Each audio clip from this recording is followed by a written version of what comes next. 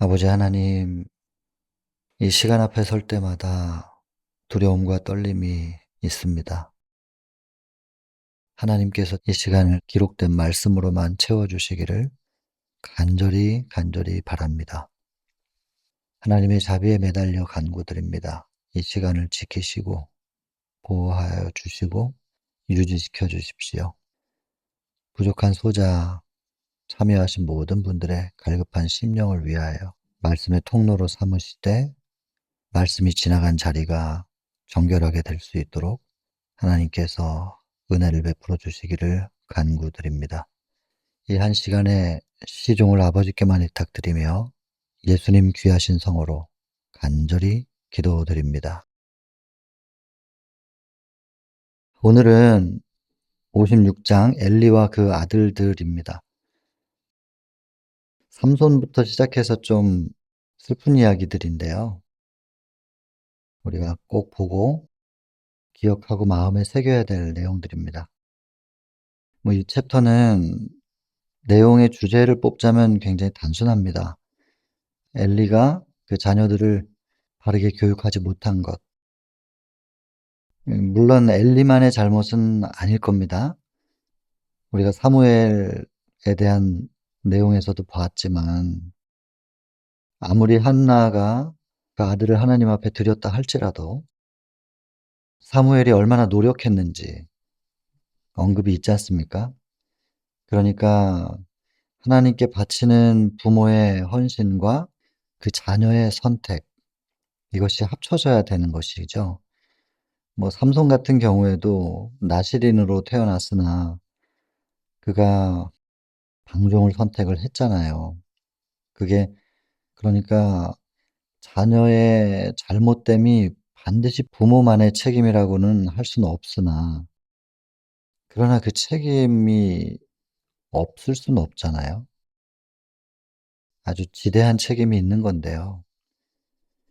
그래서 우선은 우리가 자녀의 입장으로 생각한다면 '저의 선택은 어떠하였는가.' 돌아봐야 되겠고, 지금 여기 참여하시는 분들은 대부분 부모님이실 텐데 또 부모의 입장에서는 엘리를 거울 삼아야 되겠죠. 그리고 자녀가 이제 장성한 지금 부모님들도 여기 참여하고 계실 테고, 혹시 이제 막 자녀들을 교육을 해야 되는 그런 입장에 계신 분들도 계실 텐데, 모두에게 이것이 거울이 되는 내용이겠구나 싶습니다. 우리가 교육이라고 하는 말을 생각하면 약간 착각을 할 때가 좀 있습니다. 그러니까 영어로 하면 education하고 teaching은 다른 거잖아요. teaching은 정보를 전달하고 지식을 전달하는 것입니다. 가르쳐 주는 거죠. 때로는 기술을 습득시켜 주는 것도 teaching에 포함이 되겠는데, education은 교육이죠. 그래서 이거는 지식과 정보와 기술의 전수 이전에 더 근본적인 사상과 철학이 있습니다. 교육은 지식 전달이라기보다는 이제 사상의 전달인 거죠. 부모의 신앙적 가치관, 그리고 신앙 안에서의 인생관, 더 나아가서는 우주관. 우리 특별히 재림교인들은 우주적 관점을 가져야 되죠. 이 선악의 대쟁투가 지구에서부터 시작된 게 아니니까. 그리고 나 한 사람 구원받느냐 못 받느냐의 문제만으로 신앙을 하는 게 아니거든요, 재림교인들은. 재림교회의 태동은 윌리엄 밀러의 예언 해석과 재림 운동이었고, 대실망 이후에 이루어졌습니다, 재림교회의 태동이. 그 시작점이 어디냐면은 다니엘서 8장 14절이죠. 성소가 정결함을 입을 것이다. 그게 무슨 의미인지, 성소가 정결하게 된다는 것이 무엇인가. 그래서 재림교회는 성소 정결과는 분리될 수가 없습니다. 근데 성소 정결이 의미하는 것이 또한 무엇인가? 에스겔 28장 18절에 보면은 사단이여 자신의 성소를 더럽혔다. 그것을 통해서 하늘 전쟁이 시작이 되거든요. 그러니까 성소가 더럽혀진 역사는 하늘에서부터 시작이었어요. 그것이 계속 이어져 내려오는 거기 때문에 이 선악의 대쟁투는 우주적인 부분입니다. 하늘에서부터 온 우주를 통틀어서 이것이 영향을 주고 있고, 온 우주의 하나님의 거민들이 지금 우리 전쟁의 무대가 옮겨진 이 지구를 다 주목해서 보고 있는 것이고, 또 지구뿐만 아니라 지구에 있는 한 사람 한 사람을 구원받기에 합당하다. 회개한 하나님의 백성들은 구원받기에 합당하다고 지금 주장하고 계시고, 하나님은, 사단은 지구에 있는 모든 사람들은 자기의 것이다. 다 죄인들이기 때문에 내 자녀다라고 주장하면서, 그래서 그 서로의 주장이 누구의 주장이 옳은지에 대해서 증명하기 위한 조사 심판이 이루어지고 있는 거죠. 그래서 조사 심판은 절대로 떨어뜨리려고 하는 것이 아니라 한 사람이라도 더 건져내고 인을 치기 위하여 하나님의 자녀로서 확정짓기 위한 심사거든요. 그 심사는 사단의 참소 때문에 이루어지는 것이고, 또 온 우주의 하늘 거민들이 하나님께서 당신의 권위로 그냥 마음대로 하시는 게 아니라 모두가 다 인정할 수밖에 없는 그런 상황을 만드셔서, 그렇게 해서 동의하에, 인정하에 하나님의 권위를 집행하시는 분이라는 거. 하나님이 얼마나 사랑이신 분인데, 그 사랑 안에는 자비와 공의의 정확한 조화가 이루어져야 된다는 거. 그래야 온 우주의 질서가 유지가 되거든요. 우주가 통치가 되죠. 하나님께서 온 우주의 왕이시라는 것을 증명할 수 있는. 그래서 온 우주의 안전을 위하여, 안정을 위하기도 하고, 이 하나님의 공의는 입증이 돼야 됩니다. 그걸 위하여 조사 심판은 반드시 있어야 되는 것이고, 사단의 참소 때문에. 근데 그것을 십자가에서 다 된 건데 뭘 또 하냐, 뭐 이렇게 이제 주장하는 분들도 계시는데, 십자가에서 다 끝났으면 번제단에서 끝나야지 지성소는 왜 있어요? 성소 뜰에서 번제단이 있고, 그 다음 물두멍이 있고, 그 다음 성소가 있고, 지성소로 들어가는 건데, 지성소로 나아가는 길을 여신 거죠. 예수께서 당신의 피로. 거기서 죄가 완전히 도말되니까. 그래서 십자가의 피는 지성소로 가는 길을 여셨다. 뭐 로마서, 히브리서, 자꾸 반복되는 내용들이 이제 명확한데도 이런 부분들을 가지고 자꾸 오해가 있다는 것은 참 안타까운 일입니다.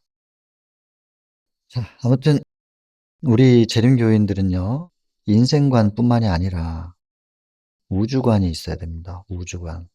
나 하나 구원받고 못 받고의 문제가 아니라, 재림교회는 이 예수님이 재림하실 수 있도록, 마치 예수님의 초림 직전에 침례 요한이 역할을 했던 것처럼, 재림 직전에 주께서 오실 길을 예비하는 그 남은 무리가 필요한데, 그 사명을 가진 자들이 재림교인들이거든요. 마치 예수님의 초림을 위하여 준비된 백성이었던, 또 선택된 백성이었던 이스라엘이 사명을 잃어버렸던 것처럼, 그래서 아주 극소수 침례 요한 같은 사람만이 예수님의 초림의 길을 예비했잖아요. 과거 이스라엘에게 주어진 그 사명이 지금 재림교회에게 주어진 것은 틀림없는데, 과거 이스라엘이 사명을 놓친 것처럼 지금 현재 재림교회가 혹시 우리의 정체가 무엇인지를 모르고 사명을 잃어버리고 있는 것은 아닌가.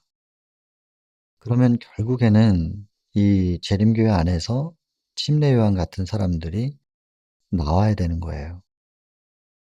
근데 이제 성경에서는 분명히 나간 무리라고 안 했거든요. 남은 무리라고 했지. 과거 침례 요한도 그렇고 이스라엘 안에서 그들이 탄생했지만, 초대교회 때는 사실은 나갔죠. 그렇죠. 뭐 예루살렘 멸망 직전에 AD 70년 멸망했는데, 66년에 1차 포위가 있었고 67년에 포위가 풀렸을 때 그들은 멸망에 가증한 것이 거룩한 곳에 선 것을 보거든 산으로 도망하라라는 예수님의 말씀을 기억하고 다 예루살렘을 빠져나와서 초대교회를 세우죠. 그래서 초대교회는 나간 게 맞습니다. 그러나 마지막 남은 자손은 나간 자손이 아닙니다. 남은 자손이지. 그래서 우리의 정체가 무엇이고 우리의 사명이 무엇인지를 기억하고 여러 핍박을 받겠지만 그것을 붙잡고 계속해서 나아가는 그 사람들이 남은 무리고, 그럼 왜 그들이 남은 무리로 불리워지냐면 재림교인들이 떨어지기 때문이에요. 정체성과 사명을 잃어버린 사람들은 스스로 떨어져요. 다 떨어지고 떨어지고 끝까지 남은 사람들만 그들을 남은 무리라고 하는 거죠. 그 과정 속에서 이스라엘이 예수님을 십자가에 못 박았던 것처럼 재림교회가 참 진리와 참 복음을 십자가에 못 박으려고 할 겁니다. 이거는 뭐 제가 만들어낸 얘기가 아니니까 예언이 되어 있고, 화이트보이는 그 슬픈 장면을 이렇게 묘사하죠. 마치 계절이 바뀌고 찬바람이 불 때 나뭇잎이 떨어지듯이. 겨울이 오면 잎이 다 떨어지잖아요. 그렇게 나뭇잎이 떨어지듯이 재림교인들이 진리 가운데서 떨어질 것이다. 그렇게 묘사를 했잖아요. 이것이 재림교회의 미래를 묘사한 장면이라면 우리들은 두려움과 떨림이 있어야 됩니다. 그리고 나는 끝까지 남은 자손이 될 수 있는 사람인가 아니면 떨어질 사람인가를 생각하면서 지금 나는 어떤 상태인지를 두려움과 떨림으로 살펴야 되지 않겠습니까?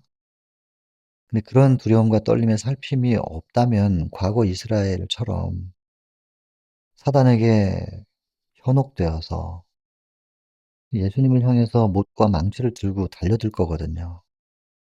사단은 온천하를 꿰는 자라고 했고, 마지막 때를 위하여 특별히 집약적으로 예언을 모아 두신 것이 이제 마태복음 24 장인데, 그 말세의 징조들을 얘기할 때 주의하라고 한 똑같은 단어를 4 번이나 반복하는 그 "미혹되지 말라." 근데 대부분 이스라엘은 미혹이 됐거든요. 사단에게 미혹돼서 예수님을 십자가에 못 박았단 말이에요. 여러분, 재림교회가 사단의 교리에 미혹될 수 있음을 항상 경계해야 될 겁니다. 항상 경계하고 성경과 증언이 무엇을 말하고 있는가 많이 고민해야죠. 많이 살피고. 계시록 3 장의 14 절부터 22 절까지 라오디게아 교회에게 주어진 권면. 7 교회 중에 마지막 교회, 제7의 안식일 예수 재림교회라고 우리는 예언적으로 해석하고 있습니다.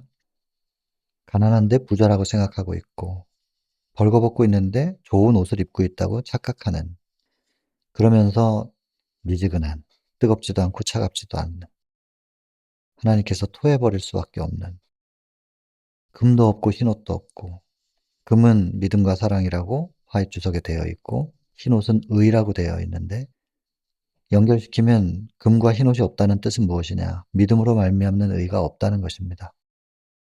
믿음의 의는 화이트 부인의 기록에 의하면 첫째와 둘째를 포함한 셋째 천사의 기별은 믿음으로 말미암는 의다. 이것은 이론과 지식이 아니다. 경험과 체험이다. 우리가 재림교회의 핵심 메시지, 핵심 기별이 세 천사의 기별입니다. 이 세 천사의 기별을 얼마나 많이 말합니까? 그런데 성경이 뭐라고 말씀하시냐면 믿음으로 말미암는 의, 세 천사의 기별. 이 믿음으로 말미암는 의인데 라오디게아 교회에게 믿음도 없고 의도 없다. 믿음으로 말미암는 의가 없다는 것입니다. 금과 흰옷이 없다는 겁니다. 그 없다는 거를 모르는 게 더 문제예요. 그래서 안약을 사서 바르고 눈을 뜨고 보라는 겁니다. 다 가지고 있다고 하지만 가지고 있지 못한 상태라는 걸 제발 좀 발견하라는 거예요. 그러면서 그래도 참 얼마나 은혜롭습니까? 19절에 내가 내 사랑하는 자들을 책망하여 징계하노니 제발이지 회개하라고. 열심을 내서 회개하라고. 그렇게 호소하시는 건데 그 호소의 음성이 우리에게 왜 안 들리는가? 재림교회를 향하여 좀 외쳐지지 않는가? 재림교인들에게 이 라오디게아 교회에게 주어진 권면, 회개를 촉구하는 이 메시지가 침례 요한 "회개하라 천국이 가까웠다." 똑같은 메시지인데 이게 외쳐져야 되는데 왜 회개를 촉구하는 메시지가 들리지 않는가? 이건 충격적인 것입니다. 일단은 물론 중요합니다마는 너무 크게 생각하기보단 우선 나와 내 가정에게부터 이게 외쳐져야 되지 않겠습니까? 제가 제 입으로 지금 이 말을 하면서도 제 가정 또 우리 선교회 향하여 제가 얼마나 회개의 메시지를 전하고 있는가 이 생각이 들어요, 지금 말을 하면서. 그러니까 여러분들에게 드리는 말씀이 아니라 저한테 주시는 하나님의 음성을 듣고 있는 거예요. 그거를 제가 그냥 입으로 표현을 하다 보니까 모두가 듣는 거지만 하나님께서 저에게 하시는 말씀이거든요. 그러니 제 자신도 지금 회개가 제대로 안 되고 있는 거 아닌가. 그리고 제 가정에서 우리 선교회에서 두려움으로 지금 떨며 기도해야 될 때인데 참 한심합니다, 제가 저를 봐도. 엘리가 그랬다는 거예요. 엘리 같은 사람도 그런 상태였기 때문에 그의 아들들이 이 모양이었던 거죠. 이게 슬픈 이야기예요. 저 때문에 제 아들이 구원을 못 받는 데 상당한 영향이 끼쳐지지 않을까 생각해야 됩니다. 부모 마음 다 똑같지 않습니까? '나는 하늘에 못 가도 내 자녀는 하늘에 갔으면 좋겠다.' 이게 부모 마음인데, 마음은 그런데 자꾸 구원받지 못하는 감화를 끼치고 구원받지 못하게 하는 영향을 자꾸 자녀들에게 준다면 이게 나중에 정말로 이를 갈미 있을 것이라고 그랬는데 땅을 치고 통곡할 일이죠. 자, 본문 한번 보겠습니다. 엘리는 제사장인 동시에 사사였는데요, 최고의 재판권을 가지고도 있었고, 이런 엘리의 지위에 대해서 말하는 이유가 뭐냐면 영향력이 있었다는 겁니다. 감화를 끼치고 있었다는 거예요. 근데 이렇게 영향력 있는 사람이 바르게 하지 못하면 그게 밑에서 보면 본문에 나오지만 죄라고 얘기하면서 일반 사람들의 죄보다 10 배나 더 큰 것이다, 이렇게 언급을 하죠. 이게 보세요. 엘리는 아이들을 너무 귀여워하는 아버지였다고. 아니 뭐 자녀를 귀여워하지 않는 아버지가 없지만 특별히 좀 엘리는 애기들을 좋아하고 귀여워했나 봐요. 근데 뭐 여기까지는 나쁜 건 아니잖아요. 아닌데 아무리 귀엽고 사랑스러워도 잘못된 부분들은 교정시켜 줘야 되는 거 아니겠냔 말이에요. 근데 그걸 방임했단 말이에요. 그래서 이게 혼내지 않았다는 거죠. 나무라거나 벌하지 않았다. 방임했다. 그리고 교육의 무게를 있는 그대로 느끼지 못했다는 것이죠, 엘리가. '이런 사람이 어떻게 대제사장이 됐을까?' 그런 생각이 들기도 해요. 그래서 이 밑에도 또 나오는데 미리 언급하자면 이런 직임을 받는 사람들은 조건이 있답니다, 조건. 그게 뭐냐면 그 개인도 마찬가지고 그 가정이 모본이 되는 사람이어야 된다는 거예요. 근데 그 당사자도 그렇고 가정도 그렇고 전혀 신앙적 모본이 안 되는데 뭐 자녀가 신앙을 안 한다든지 그러면은 그 직임을 계속 유지하면 안 되는 거고 선임 자체가 되면 안 되는 거라는 건데, 요즘엔 뭐 교회가 손발이 필요하니까 그렇긴 하겠지만 나이가 되면 장로고 그냥 교회 입문하면 다 집사예요. 뭐 좀 어쩌면 그냥 침례를 주죠. 이 침례를 주는 것과 집사 직분을 받고 장로 직분을 받는 것에 대해서 그거 자체가 잘못됐다는 게 아니라 그것의 무게를 우리가 느끼면서 시행하고 있는가, 그런 생각이 드는 것이죠. 이게 사소한 일처럼 취급하면 안 되는 거였는데. 그다음에 뭐 같은 얘기입니다. 자녀들을 억제하지 못했고요. 부모로서의 의무를 이행하지 못했고, 이거 의무라고 표현합니다. 의무. 의무이고 밑에서 나오는데 또 책임이라는 말이 나오죠. 그리고 레위 족속이잖아요. 제사장 족속인데 적합한 자가 되도록 교육하지 못한 것입니다. 이 적합한, 이 적합하다라는 이 단어가 지금 계속 반복이 좀 되거든요. 사무엘 때도 나왔었던 단어인데 왜 그러냐면 사도행적 4 장의 오순절 챕터, 성령을 기다리면서 제자들이 그냥 가만히 있었던 건 아니라는 거죠. 성령을 받고 나아가기 전까지 뭔가를 하고 있었는데 그중에 하나가 일단 회개의 기도이면서 동시에 가장 간절한 기도가 뭐였냐면 사명을 감당하기에 적합한 사람이 될 수 있게 해 달라고 기도했대요. 사도행적 4장 한번 읽어 보세요. 적합함 너무 중요합니다. 내가 적합하지 않은데 직분을 가지고 있는가? 이런 걸 인제 생각해 보게 되는 이런 표현들입니다. 자, 여기서 보면 아브라함은 무엇을 알고 있는 사람이었는가? 자식과 권속에게 명하여 여호와의 도를 지켜 의와 공도를 행하게 해야 된다는 걸 알고 있는 사람. 아브라함이었어요. 엘리는 그걸 몰랐다는 얘기죠. 중요하게 생각하지 않았다는 얘기죠. 그리고 아버지가 자녀의 종이 됐대요. 이게 참, 뭐 딸 바보, 아들 바보, 요즘 그런 말이 유행을 하는데요. 그래도 부모는 부모로서의 권위가 있어야 되는 건데 마치 자녀들의 종이 된 것처럼 그냥 오냐오냐 하면서 이렇게 떠받들어 주는, 있을 수 없는 일입니다. 있을 수 없는 일. 부드럽고 온화하게 대하는 것은 좋지만 자녀들에게 끌려다니는 부모가 참 안타까운 일이죠, 그냥. 부패와 죄와 범죄의 저주 분명했다. 예배에 하나님의 품성이 나타나야 되고 율법의 신성성이 드러나야 되는 그 예배가 의미를 잃어버리게 되고, 원칙이 없는 교육이 이 문제라는 것이죠. 원칙 없는 교육. 결국에는 인제 성년이 됐어요. 애들이 컸어요. 홈리와 비너스가 컸는데 전혀 그 직무를 감당할 수 있도록 교육받지 못했음에도 불구하고, 부적합함에도 불구하고 그냥 엘리의 자녀, 레위 족속이라는 이유로 제사장에 임명이 되는 것입니다. 아, 이거 참, 그냥 혈통이 누구 자녀면은 제사장이 돼요? 전혀 부적합함에도 불구하고 제사장에 임명됐다. 이렇기 때문에 나중에 보면 밑에 나옵니다. 이런 사람들이 제사장이 되어서 백성들이 어떠한 상태가 돼 버리는지 여기 잘 언급을 하고 있습니다.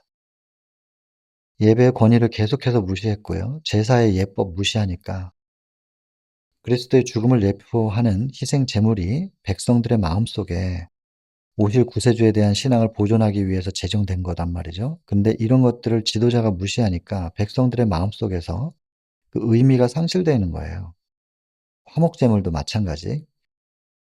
여러분, 이 희생 제물, 화목 제물, 요거 좀 차이가 좀 있는데요. 희생 제물은 죄를 속하는 거기 때문에 제물을 드리면 그걸 전부 다 태워 버려요. 하나님께 드리는 거예요. 화목 제물은 드리면 고기를 피하고 기름 하나님께 드리고, 일부는 레위 제사장들이 좀 취하고 또 나머지는 화목 제물을 드린 사람들에게 다시 돌려줘요. 그럼 그걸 받아 가지고 같이 가족들과 나눠 먹고 이렇게 하는 거예요. 엘가나, 지난 시간에 배웠지만 엘가나도 그렇게 한 거잖아요. 그렇게 했는데 한나에게 두 배를 줘 가지고 그게 문제가 됐던 거 아니겠어요? 그래서 인제 희생 제물의 의미나 화목 제물의 의미들, 이런 것들이 인제 다 이 언급이 되는데, 요것을 화목 제물 같은 경우에 제사장이 취하는 게 좀 있단 말이에요. 근데 그거를 더 많이 취하고 싶어 한다든지 또 더 내놓으라고 요구한다든지, 그리고 "이거는 합당하지 않다."라고 얘기하면 여기 보면 뭐도 나오냐면 위협과 폭력으로도 빼앗았다고까지 나옵니다. 이 위협과 폭력, 이것이 이제 뭐냐면 예수님 당시에 종교 지도자들이 멀리서 온 사람들, 유월절에 예루살렘에 오면 재물을 멀리서부터 가지고 올 수 없으니까 돈으로 사 가지고 재물 드리려고 하는데 엄청나게 비싸게 파는 거죠, 재물을. 상인들이랑 지도자들이 다 결탁해 가지고 그렇게 가격을 책정한 거죠. 멀리서 온 사람들이 이걸 가지고 인제 지도자들에게 좀 도와달라고 얘기를 하니까 지도자들 하는 말은 "나는 그게 왜 이렇게 비싼지 모르겠지만 아무튼 재물을 드리지 않으면 너는 구원은 없어." 이제 이런 식인 거죠. 그러니까 있는 돈 가지고 전부 사 가지고 재물 드리고 나면 돌아갈 때 여비도 없어요. 먼 길을 가야 되는데 어떻게 먹고 가겠어요. 이런 식으로 위협을 하는 거예요. 하나님의 이름으로 백성들을 위협하고, 그래서 그들의 정말 피를 빠는, 그러니까 예수님께서 "내 아버지의 집을 장사하는 집으로 만들지 말라." 하면서 엄하게 해서 다 쫓아버리죠. 뿌리 깊은 부정부패가 있었습니다. 뿌리 깊은. 오늘날에는 없겠습니까? 이런 것들이. 이 보세요. 제사장들의 불경이 마침내 제사의 거룩하고 엄숙한 의의를 상실하게 하여서 백성들이 여호와의 제사를 멸시하게 되는 일이 지도자들로 인해서 발생했다 이 말입니다. 바라봐야 할 원형의 희생을 더 이상 생각하지 않게 되는, 백성들이 신앙을 잃어가요. 나중에 밑에 또 나오는데 백성들이 결국에 우상 숭배한다고 나옵니다. 여기 보세요. 불경과 방탕과 우상 숭배가 무서울 정도로 유행하게 됐다는 거예요. 왜냐하면 많은 백성들이 홈리와 비느하스의 부패한 행로를 보고 분개하여서 '내가 여기다가 제물 드리고 이렇게 하는 게 맞는 건가? 무슨 의미가 있는 건가?' 그래서 예배 장소에 올라가지도 않았다는 거예요. 근데 이렇든 저렇든 백성들은 갔어야 돼요. 예배에 참석해야 되고, 뭐 지도자들이 어떻게 하든지 간에 지도자 사람 보고 우리가 신앙하는 게 아니니까 하나님 앞에 나아갔어야 되는데, 지도자들의 모습 때문에 분개해서 예배 장소를 올라가지 않았고요. 그러니까 예배를 놓치니까 전부 우상 숭배로 빠지는 거예요. 사단이 기회다 하고 그냥 싹 다 뺏어 버리는 거죠. 이게 지도자들의 모습이 얼마나 중요한가. 그런데도 불구하고 엘리는 자꾸 자녀들을 변호를 해요. 혼내야 되는데, 혼내고 책망하고 교정을 해 줘야 되는데 변호를 하는 거예요. 참 못나도 많이 못났죠. 마침내 그들의 죄악은 더 이상 눈 감아 줄 수 없는 형편에까지 이르러서 백성들은 그들의 난폭한 행위에 대하여 불평했고, 대제사장은 슬퍼하고 결국엔 자기가 괴로운 거예요, 엘리가. 그래서 더 이상 침묵할 수 없어서 뭐라고 한마디 하는데, 이 보세요. 여기 보시면 이제는 어느 누구에 대해서 구애받는 상태가 아닌 거예요. 누가 말해도 안 들어요. 자녀들이 선을 넘어 버린 거예요. 변명해 주고 변명해 주다가 더 이상은 안 돼 가지고 자녀들에게 한마디를 했더니 말을 안 듣는 거예요. 아버지의 말을 다 무시해 버리는 거죠. 아버지의 슬픔도 보고 훈계도 들었지만, 경고도 받았지만 전혀 변화는 없는, 선을 넘어 버린 겁니다. 만약에 엘리가 이거를 말을 해도 이게 교정이 안 되는 이런 상태를 공정하게 다루었으면 당연히 파직되고 사형에 처해져야 되는 건데, 그렇게도 못하는 거예요, 엘리가. 그래서 계속해서 그 제사장의 직무를 수행하도록 놔뒀다. 묵인하였다. 어떻게 못나도 이렇게 못날 수가 있는가? 공과 사를 이렇게 구분하지 못할 수가 있는가? 결국에는 하나님께서 직접 처리하셨다. 하나님께서 나서셨습니다. 그리고 하나님께서 인제 엘리에게 말씀을 전달하시는데, 하나님의 사람이 엘리에게 와서 이렇게 돼 있는데 하나님의 사람이 누구였는지는 성경에 기록이 없습니다. 그래서 어쨌든 인제 애굽에서부터 역사를 쭉 되돌려 가지고 광야에서 성소를 만들었고, 성소 제도를 어떻게 주셨는지 쭉 이제 그러면서 이제 나중 결론이 뭐냐면, '나를 멸시하는 자를 내가 어떻게 계속 존중할 수 있겠는가? 나 여호와가 말하노니 나를 존중히 여기는 자를 내가 존중히 여기고, 나를 멸시하는 자, 예배를 무너뜨리고 율법을 무너뜨리는 자, 결국엔 그들에게는 얻을 게 심판의 시행밖에 없어요. 결국 심판받게 될 거라는 얘기죠. 내가 나를 위하여 충실한 제사장을 일으킬 것이다 하면서 이제 네가 아니고 다른 촛대로 옮기겠다는 그런 뜻이죠. 하나님이 나서시는 것입니다. 엘리는 여기 인제 요 좀 내용들을 정리했는데요. 하나님보다 아들들을 더 중하게 여겼대요. 그리고 재물 속에 담겨 있는 하나님의 사랑과 그 희생을 가증한 것이 되도록, 왜 가증한 것이 되냐면, 이 어린 양 재물을 보면 딱 하나님의 사랑을 머릿속에 떠올리도록 그렇게 교육이 돼야 되는데, 사단이 이걸 어떻게 바꿔 놨냐면, "하나님은 재물을 좋아하시는 분이야. 많이 갖다 바쳐야 돼. 안 바치면 네가 저 재물처럼 죽임당해. 너가 하나님에 의해서 분노를 받아 가지고 죽게 될 거야." 그러니까는 하나님의 사랑을 나타내는 재물을 하나님의 분노, 하나님의 품성을 완전히 왜곡시켜 놓는 거예요. 그리고 지도자들은 그 재물 바치게 하면서 자기가 돈 벌어요, 상인들이랑 결탁해서. 그래서 가증한 것이에요. 에베소 2장 15절 보면 "원수 된 것, 의문에 속한 율법은 당신의 육체로 패하셨다." 이렇게 돼 있지 않습니까?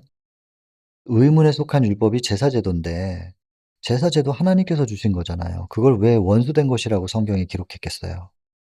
하나님께서 처음에 주실 때는 거룩한 것이었는데, 인간들이 그것을 백성들의 피를 빨아먹는 것으로 왜곡시켜 가지고 하나님의 품성도 왜곡시키고, 그래서 원수된 것이라고 표현하신 거죠.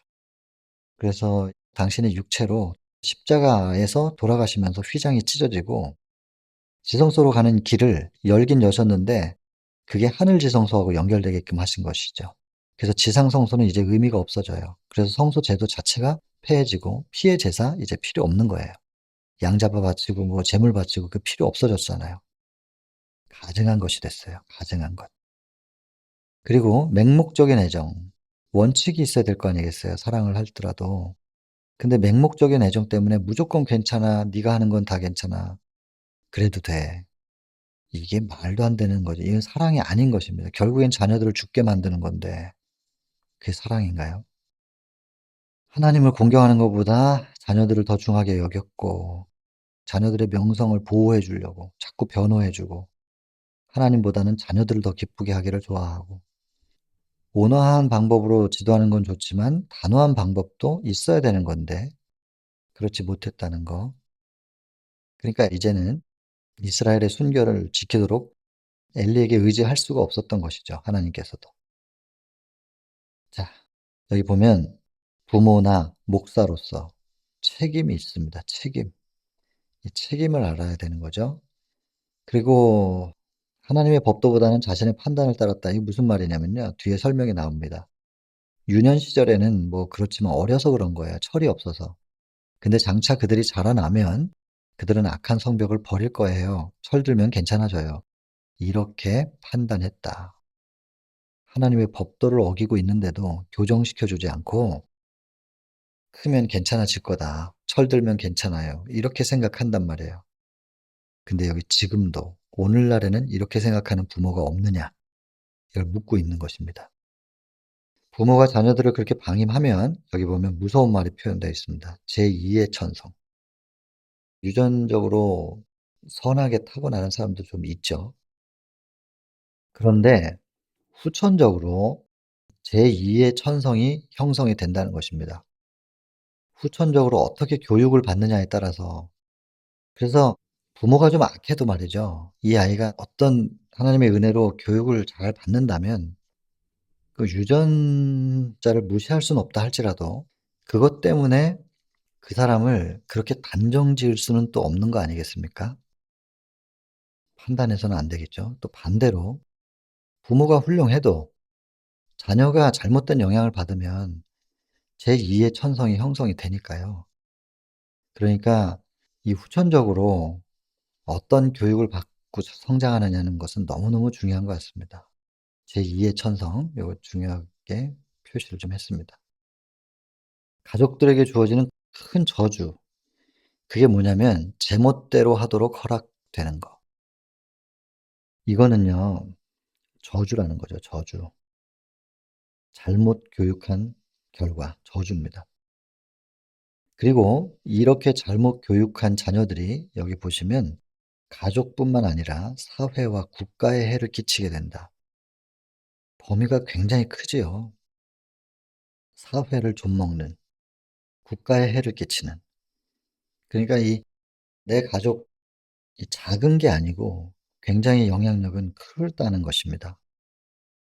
특별히 지위가 높은 사람일수록 가마력이 있고 영향력이 있기 때문에 이런 사람들이 일단 모본이 돼야 되는데 그들이 모본이 되지 못하면 지위가 있는 사람들의 가정과 그 자녀들의 모본되지 못하는 모습 때문에 하나님의 진리가 수치를 당하신대요. 가장 좋은 시금석은 무엇이냐? 가정의 가마로 인해서 형성된 품성. 자녀들의 품성을 보면 그 가정과 그 부모가 보이는 것이죠. 가장 좋은 시금석, 품성이고 그렇지 못한 것 때문에 수치를 당한다. 하나님의 진리가 수치를 당한다. 부모의 불충실은 큰 죄가 된대요. 근데 지위가 높을수록 그리고 성직자들 특별히 10배나 더 커진답니다. 그러니까 이런 무게를 짊어지고 이제 나와 내 가정과 내 자녀를 바라봐야 되는데 아론의 집이 영원히 하나님 앞에 행하리라라는 언약이 체결되었지만 이게 조건이 있다는 것입니다. 조건. 그 조건이라는 것은 여기 위에 나와 있는 건데요.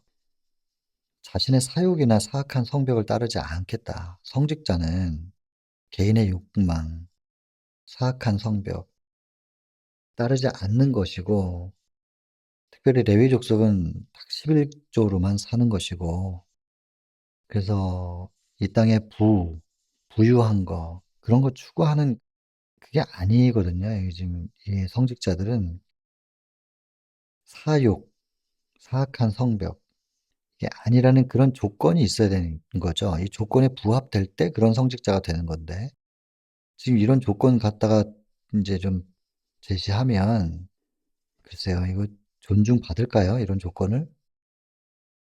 제사장 직분에 전혀 부족당함. 또 반복이 되죠. 적합하냐 그렇지 못하냐. 하나님께서는 당신께서 그들에게 행하기로 하신 선을 이루실 수 없으셨다. 적합하지 않으니까 하나님도 그들에게 해 주셔야 될 부분들을 하실 수가 없는 거죠. 여기 보시면 "저들이 저희가 해야 할 일을 하지 않았기 때문이다."라고 돼 있는데 제가 이걸 읽으면서 뭐가 떠오르냐면요. 하지 말아야 될 것을 한 것만이 문제가 아니고 해야 할 것을 하지 않았을 때도 하나님께서는 역사하실 수가 없는 것입니다. 그러니 지금 홈리와 비느하스 같은 경우에는 제사장으로서 하지 말아야 될 걸 했다. 이걸 계속 열거했었는데 그것만이 문제가 아니라 해야 할 것을 하지 않은 것. 이것도 문제죠. 제가 지금 이거를 이렇게 조금 색다르게 표시를 하고 왜 그랬냐면 이 한 문장이 저에게 얼마나 굉장히 아픈 잣대가 됐는지 몰라요.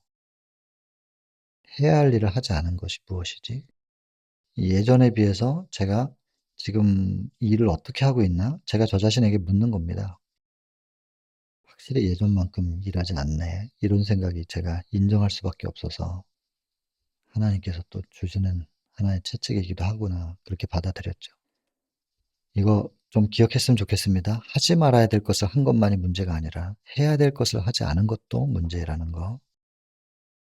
다시 반복되는 내용인데 성직자들은 주변에 감명을 줘야 되는데요, 백성들에게.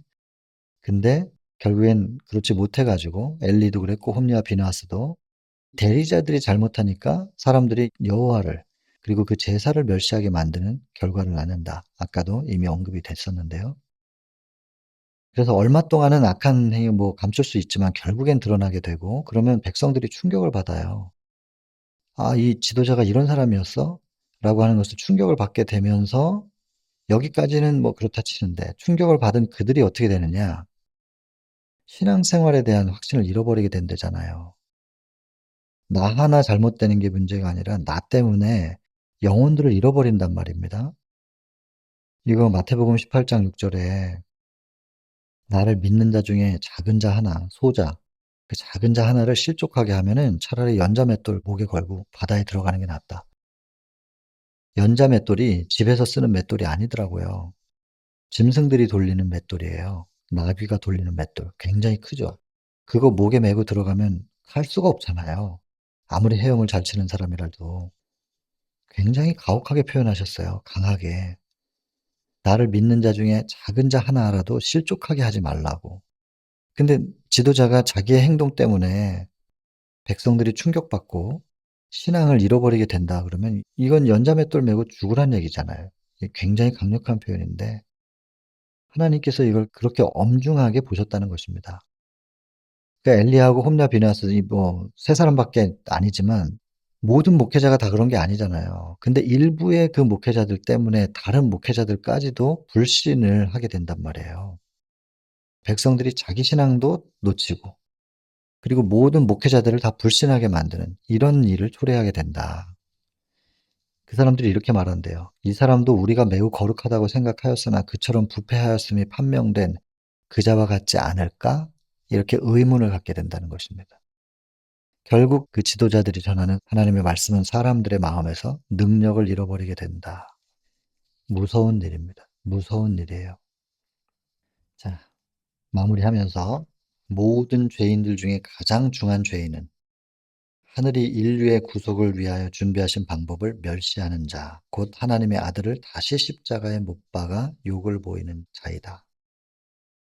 우리가 모든 죄인들 중에 가장 중한 죄인이 되지 않기를 바라는 것입니다. 특별히 설교하는 사람들. 저도 설교하는 사람이거든요. 말씀 전하는 사람인데 저한테 거울 같은 말씀이었습니다. 여러분들이 다 신학을 전공하시고 또 어떤 이런 사명, 설교자로서 사는 그렇지 않다 하더라도 여러분들에게 하시는 하나님의 음성을 들으시길 바라고, 이제 저는 그 일을 위하여 이제 코스를 밟고 지금 설교하고 복음을 전하면서 산다고 하는데, 저 같은 경우에는 지금 이 챕터는 사실 좀 아픕니다. 채찍처럼 제 앞에 놓여져 있는 것 같고, 저를 적나라하게 비춰주는 거울 같고, 저와 같이 이 신학을 전공하고 또 지금 현재 목회 나가 있는 저의 친구들과 모두가 다 이 말씀 앞에 적나라하게 좀 서봐야 될 텐데, 그런 생각이 들기도 합니다.